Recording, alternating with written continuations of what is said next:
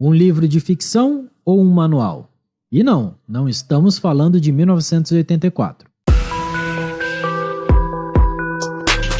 Este é o Visão Libertária, sua fonte de informações descentralizadas e distribuídas.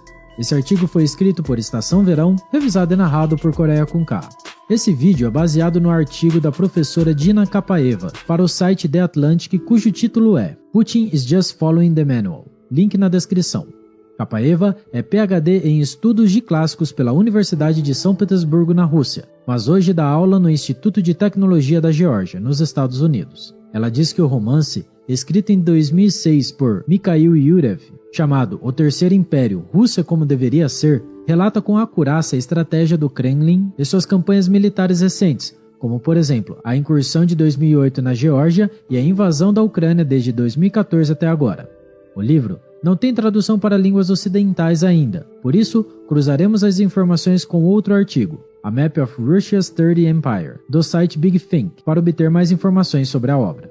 O autor do romance é Mikhail Yurev, ex-vice-presidente de Duma, que faleceu em 2019 e foi membro do Conselho Político do Partido Eurásia. E segundo a professora Kapaeva, o livro é uma expressão de uma ideologia anti-ocidental que atribui à civilização ortodoxa russa um papel dominante sobre a Europa. Esses comentários não devem soar estranhos para você, espectador, que acompanha o canal Visão Libertária, pois ressoa com as ideias do intelectual russo Alexander Dugin.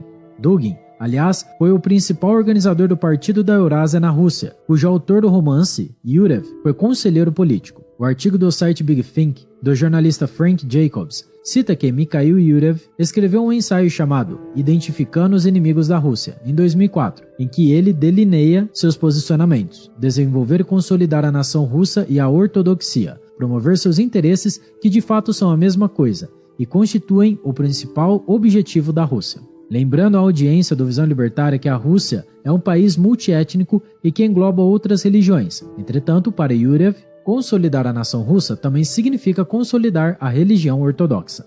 Continuemos com os posicionamentos de Yurev. A Rússia deve manter o status de um país imperial. A Rússia deve ser um lar comum para todos os russos que vivem aqui e no exterior. As condições de nossos compatriotas em outros países é nossa preocupação. Lembre-se, esse artigo foi escrito em 2004 e em setembro deste ano, 2022, Putin aprovou a nova doutrina de política humanitária da Rússia no exterior, que afirma que o país dos czares deve defender e preservar as tradições e ideais do mundo russo para além de suas fronteiras. Este documento funciona como instrumento para justificar campanhas militares em territórios alheios, sob a alegação de defender e preservar a cultura russa. Nessa toada, o Kremlin já falou repetidas vezes que a Ucrânia não é uma nação legítima e soberana. Na verdade, é um território russo que está sob ataque de nazistas, drogados e satânicos, em referência ao governo eleito da Ucrânia, e que a Rússia está apenas defendendo sua própria população e cultura. Yurev ainda ataca os fundos monetários internacionais, o que libertários potencialmente não teriam muita discordância, mas encerra dizendo que o Estado tem o direito de introduzir a religião ortodoxa no ensino escolar e que aqueles que discordam são inimigos do Kremlin. Não preciso dizer que Mikhail Yurev consideraria os libertários inimigos dos russos, pois almejamos uma educação privada em que cada escola tem o poder descentralizado de escolher seu currículo. O artigo da Big Think ainda cita que na contracapa do livro tem uma afirmação do Alexander Dugin, que salienta que esta é a Rússia pela qual se deve matar e morrer. Mal ele sabia que sua própria filha seria morta em 2022 nessa guerra de agressão à Ucrânia em que Vladimir Putin tenta trazer a realidade ao Império Russo. Agora que já conhecemos melhor o autor Mikhail Yurev, retornemos ao artigo da professora Dina Kapaeva sobre seu livro. O livro se passa no ano de 2054. E segundo Kapaeva, o narrador é um historiador brasileiro que começa descrevendo as origens do Terceiro Império Russo, iniciado por Vladimir II, conhecido como o Restaurador. Cabe explicar que o primeiro império seria o dos czares e o segundo império, a União Soviética. É curioso, porém não surpreendente, que o narrador do romance seja um brasileiro, pois o governo da Banânia nesse período era muito próximo da Rússia, fato que ficou cristalino posteriormente quando Putin invadiu a Crimeia em 2014, anexou o território do país vizinho, a Ucrânia, e o governo brasileiro permaneceu em silêncio, mesmo em face de uma violação flagrante. Lembrando que para um país como o Brasil, sem pretensões imperialistas, é de seu próprio interesse defender o direito internacional, visando justamente inibir que os chamados cachorros grandes possam sair anexando territórios alheios na base da violência. Porém, o Brasil se colocou assim, como previu de forma implícita o livro, como um narrador e observador das conquistas imperiais russas. Muitos analistas brasileiros acham que o seu país está defendendo os interesses nacionais ao ficar relativamente neutro em relação à invasão da Rússia na Ucrânia. Eles não poderiam estar mais errados, pois o Brasil, ao não condenar de forma inequívoca a invasão, se posiciona como submisso à Rússia. Invasão e anexação territorial deve ser explicitamente condenada independentemente de quem o faça. Esse deveria ser o interesse nacional brasileiro. Retornando ao artigo da professora Dina Kapaeva. No romance, Vladimir II seria o restaurador do Terceiro Império Russo, que posteriormente seria consolidado por seu sucessor, Gavril o Grande.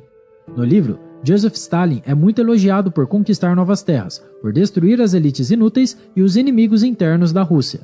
Em seu elogiado período de terror dos grandes expurgos em que Moscou deportou milhões de pessoas na década de 1930, com grande parte desses milhões indo para os gulags. A professora Kapaeva segue dizendo que, atualmente, houve um grande esforço do Kremlin em transformar a imagem de Stalin na Rússia, sendo propagado que o ditador era, na verdade, um gerente eficaz e justo, no entanto, severo. Aqui, cabe lembrar à audiência do Visão Libertária que o Vladimir Putin também usa táticas de Stalin na guerra atual, quando seu exército deporta milhares de pessoas contra sua vontade, inclusive crianças para adoção forçada, para dentro da Rússia. Além disso, ele prioriza minorias étnicas que compõem a população russa no recrutamento de soldados para morrer na guerra. No livro, escrito em 2006 por Yuriev, uma insurreição patrocinada por Moscou ocorre na Ucrânia, cujos objetivos eram a reunificação com a Rússia e o abandono da integração com a Europa, bem como a rejeição total da OTAN. Essa revolta, segue descrevendo a professora Kapaeva, culmina numa guerra não declarada, com os soldados do exército russo indo lutar na Ucrânia. Em seguida, 9 regiões ocupadas no leste e no sul ucraniano anunciam o não reconhecimento do Estado desse país e proclamam independência da região que é denominada República Donetsk e Mar Negro. 2 referendos acontecem no livro. Uma nessa recém-declarada República de Donetsk e Mar Negro, que fornece o resultado de 82%, votando a favor de adesão à Rússia, e o outro referendo ocorrendo no território russo, no qual 93% concordam pela admissão da proclamada República à Federação Russa. Assim como no livro, a incursão de tropas russas em Donetsk e Luhansk em 2014 também foi feita com o pretexto de uma iniciativa dirigida localmente. Vale lembrar que o livro de Mikhail Yuriev é de 2006, antes mesmo da operação especial russa na Geórgia, onde o Kremlin também fabricou 2 regiões separatistas. Putin já disse que a Ucrânia não é um estado independente, mas tão somente um erro de Lenin que a criou, e posteriormente, erro de Khrushchev que, em 1954, cedeu a Crimeia para este país. Conforme o artigo da professora, seu pensamento se assemelha ao do imperador Gavril, sucessor de Vladimir II, que recusou categoricamente aos ucranianos e aos bielorrussos o status de nações separadas. Pois, na perspectiva do imperador, as tentativas de considerá-los como etnias separadas da Rússia são parte do plano ocidental secular para destruir a Rússia. Mikhail Yuriev também descreveu a estratégia do Kremlin das ameaças nucleares e cabe lembrar que, semanalmente, a Rússia fez ameaças de ataques nucleares desde o início da invasão à Ucrânia, mudando apenas o mensageiro das ameaças. Às vezes, o Medvedev, que é o vice-presidente do Conselho de Segurança, outras vezes, o Lavrov, que é o ministro das Relações Exteriores, o Peskov, que é o secretário da imprensa, o Suslov, que é o membro do Conselho de Política Externa e de Defesa, e até mesmo o próprio Vladimir Putin. Segundo Kapaeva, no livro O Terceiro Império, a Rússia sai vencedora da chantagem nuclear porque o Ocidente se mostrou com medo da guerra nuclear e os russos mostraram sua determinação de ir até o fim. Como se estivesse seguindo o livro, Vladimir Putin, no seu discurso de 24 de fevereiro deste ano, falou deixando claro para aqueles países que estivessem tentados a se intrometer no que estava acontecendo ou entrar no caminho russo que deveriam estar cientes, pois a resposta da Rússia seria instantânea e catastrófica. Em abril, ele repetiu a ameaça de resposta relâmpago e catastrófica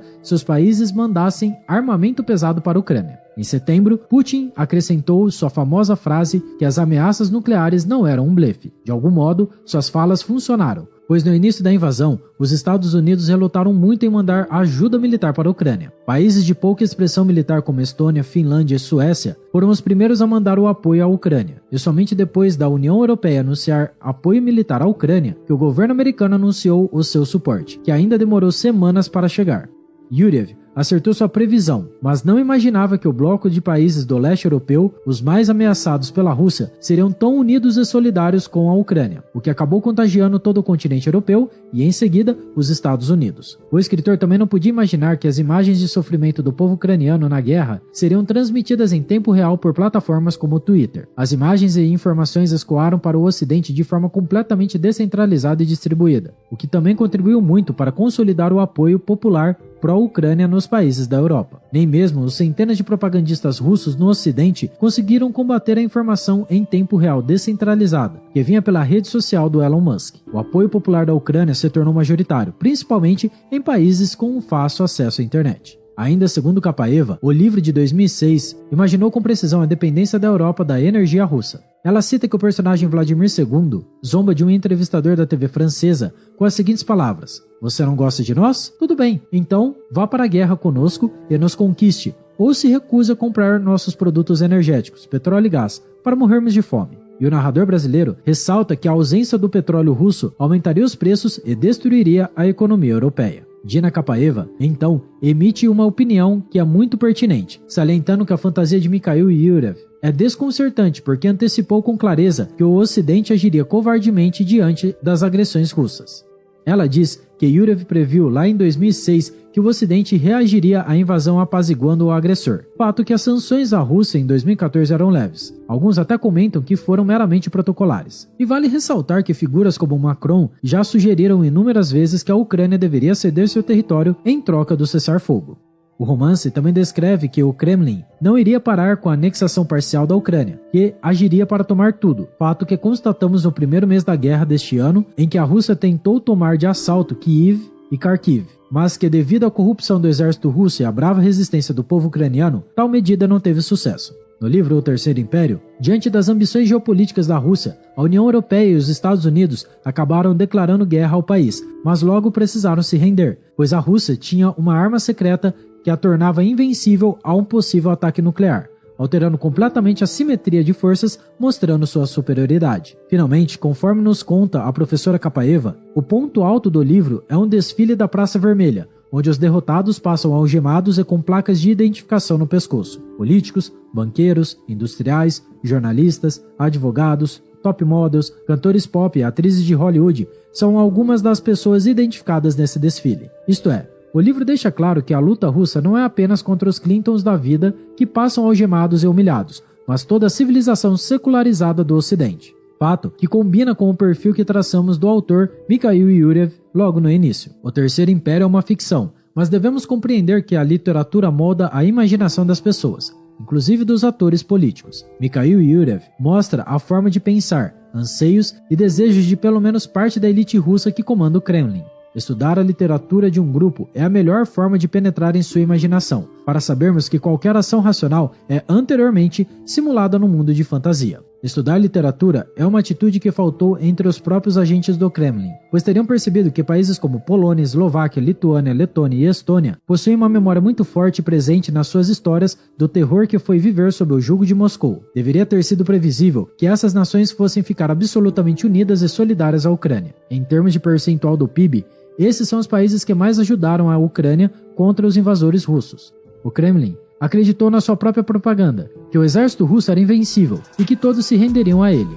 No entanto, esqueceu-se de consultar a imaginação dos outros povos. Obrigado pela sua audiência. Se você gostou e só se você gostou desse vídeo, clique no ícone de curtir abaixo e compartilhe em sua rede social. Agora, se deseja ser notificado de outros vídeos, inscreva-se no canal e não se esqueça de clicar no ícone da campainha. Escreva artigos você também. Acesse visãolibertaria.com. Até a próxima e tchau, obrigado.